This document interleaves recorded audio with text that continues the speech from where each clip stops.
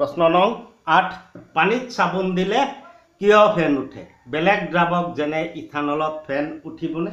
पानीत साबुन दिले किय फेन उठे और अन्य द्रावक जेने इथानলত साबुन दिले फेन उठिबने आमाक प्रश्न करिছে एटु पानीत साबुन दिले जे फेन उठे बिषय आमी पाइ आहिছো हेखिनि কথা आमी यात लिखिब लागे साबुन हल दीर्घ शृंखलयुक्त कार्बक्सिलिक एसिडर सोडियम बा पटेशियम लवण এই বিষয়ে আলোচনা কৰি আহিছো साबुन पानीत दिले आयनित হয় এই বিষয়ে পাই আহিছা और आयनित मेरु पानीत द्रवणीय आयनित मेरुটো কি হয় पानीत द्रवणीय और कार्बन शृंखल जेटु থাকে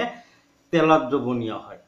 এনেদৰে শৃংখলৰ আয়নিত মেৰু বাহিৰৰ ফালে आयनित मेरुটো বাহিৰৰ ফালে और कार्बन शृंखल মলি বা তেলত লাগি ধৰি যি সমুচ্ছাই গঠন কৰে जी সমুচ্ছাই মানে जी থুপটো গঠন কৰে এটো চিত্ৰ পাই আহিছে কেনেদৰে তাক মাইসেল বা কৰ্ণপুঞ্জবোৰে এনেদৰে ফেন সৃষ্টি হয় আৰু ফেন বিলাকে কাপোৰৰ পৰা মলি পৰিষ্কাৰ কৰে ইথানলৰ দৰে দ্ৰাৱকত এনেদৰে ফেন সৃষ্টি নহয় ইথানলৰ দৰে দ্ৰাৱকত এনে ফেন সৃষ্টি নহয় কিয় নহয় কাৰণ তাত সাবুন দ্ৰৱীভূত নহয় ইথানলত কি দ্ৰৱীভূত নহয় সাবুন দ্ৰৱীভূত নহয় গতিকে তাত ফেন সৃষ্টি নহব प्रश्न नং 9 प्राय সকলো ক্ষেত্ৰতে কাৰ্বন আৰু ইয়াৰ যৌগ ইন্ধন হিচাপে ব্যৱহাৰ কৰা হয় কিয় প্ৰায় সকলো ক্ষেত্ৰতে আমি ঘৰত ৰন্ধা বঢ়া কাৰ্যত কাৰ্বনৰ যৌগ ইন্ধন হিচাপে ব্যৱহাৰ কৰো প্ৰায় সকলো ক্ষেত্ৰতে কিয় ব্যৱহাৰ কৰে বাৰু কাৰ্বন আৰু ইয়াৰ যৌগৰ দহনত প্ৰচুৰ তাপ উৎপন্ন হয় আৰু ইহত সহজলভ্য কাৰ্বন আৰু ইয়াৰ যৌগবিলাক দহনত প্ৰচুৰ তাপ উৎপন্ন হয় আৰু ইহত সহজতে আমি পাও কাৰ্বনৰ বাহিৰে অন্য মৌল বা যৌগ সহজে পোৱা নাযায় যাতে প্ৰচুৰ তাপ উৎপন্ন কৰে কাৰ্বনৰ বাহিৰে আন এনে কোনো মৌল বা যৌগ আমি নাপাও যিবিলাকে সহজতে পাও আৰু প্ৰচুৰ তাপ উৎপন্ন কৰে হে কাৰ্বন আৰু তাৰ যৌগ ইন্ধন হিচাপে ব্যৱহাৰ কৰা হয় ইহত সহজলভ্য হোৱাৰ বাবে ইন্ধন হিচাপে ব্যৱহাৰ কৰা হয় এতিয়া আমি পৰৱৰ্তী প্ৰশ্ন উত্তৰলৈ আগবাঢ়ো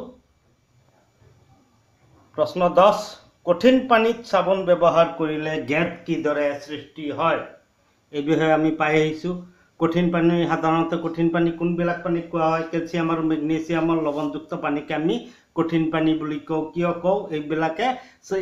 এনে পানীত সাবুন দিলে সহজতে ফেন নুঠে কিয় ফেন নুঠে গেট সৃষ্টি হয় কেনেকৈ গেট সৃষ্টি হয় সাধাৰণতে ক্যালসিয়াম আৰু ম্যাগনেসিয়ামৰ লৱণযুক্ত পানীক আমি कठिन पानी বুলি কওঁ कठिन पानीत साबुन दिले कैल्शियम और मैग्नेशियमर लवणे कैल्शियम और मैग्नेशियमर लवण থাকে साबुনৰ অণুৰ লগত বিক্ৰিয়া কৰি পানীত অদ্ৰৱণীয় পদাৰ্থৰ সৃষ্টি কৰে পানীত অদ্ৰৱণীয় পদাৰ্থৰ সৃষ্টি কৰে যাক আমি গেট বুলি কওঁ যিটোক আমি গেট হিচাপে পানীত অদ্ৰৱণীয় হয় আমি যাক গেট বুলি কওঁ পৰৱৰ্তী প্ৰশ্নটো হ'ল ৰঙা আৰু নীলা লিটমাছ কাগজেৰে সাবুন পৰীক্ষা কৰিলে কি দেখিবা ৰঙা আৰু নীলা লিটমাছ কাগজেৰে সাবুন পৰীক্ষা কৰিলে কি দেখিবা আমি কি জানো সাবুন বিলাক হৈছে কি দীৰ্ঘ শৃংখলযুক্ত কাৰ্বক্সিলিক এচিডৰ সোডিয়াম বা পটাছিয়াম লৱণ সোডিয়াম বা পটাছিয়ামৰ ক্ষাৰকীয় লৱণ হয়নে ক্ষাৰকীয় লৱণ গতিকে ক্ষাৰক আছে গতিকে ই নীলা লিটমাছ কাগজৰ কোনো পৰিৱৰ্তন নকৰে আৰু ৰঙা লিটমাছক কি কৰিব নীলা কৰিব ক্ষাৰকে এই কাৰ্যটো কৰে গতিকে আমি লিখি দিলি হল আমি জানো সাবুন হল ক্ষাৰকীয় লৱণ গতিকে সাবুনে ৰঙা লিটমাছৰ ৰং কি কৰিব নীলা কৰিব ৰঙা লিটমাছ কাগজৰ ৰংটো কি কৰি পেলাব নীলা কৰিব এতিয়া প্ৰশ্নটো হল হাইড্ৰোজেনেশন মানে কি ইয়াৰ ঔদ্যোগিক প্ৰয়োগ লিখা হাইড্ৰোজেনেশন হল মানে কি হাইড্ৰোজেন যোগ কৰাটো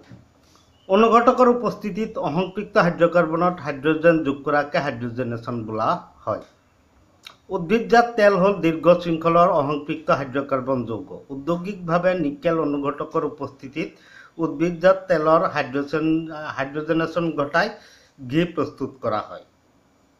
এই ঘি জন্তুৰ পৰা আহৰণ কৰা ঘিতকৈ উৎকৃষ্ট গতিকে ই ঔদ্যোগিকভাৱে ফলপ্ৰসূ আৰু লাভজনক হয় ছাত্ৰ ছাত্ৰীসকল ভিডিঅ'টো চাই ভাল লাগিছে যদি ভিডিঅ'টো যিমান পাৰা শ্বেয়াৰ কৰা আৰু মোৰ ভিডিঅ'বোৰ একাধিক ক্ৰমে চাবলৈ হ'লে মোৰ চেনেলটো ছাবস্ক্ৰাইব কৰি লোৱা আৰু চেনেলত গৈ প্ৰতিটো অধ্যায়ৰ বাবে একোটা প্লেলিষ্ট আছে, য'ত প্লেলিষ্টত ভিডিঅ'বোৰ এটাৰ পৰা এটাৰ পিছত আনটো একাধিক্ৰমে সজ্জিত হৈ আছে। তাত তোমালোকে ভিডিঅ'বোৰ একাধিক্ৰমে চাই যাব পাৰিবা।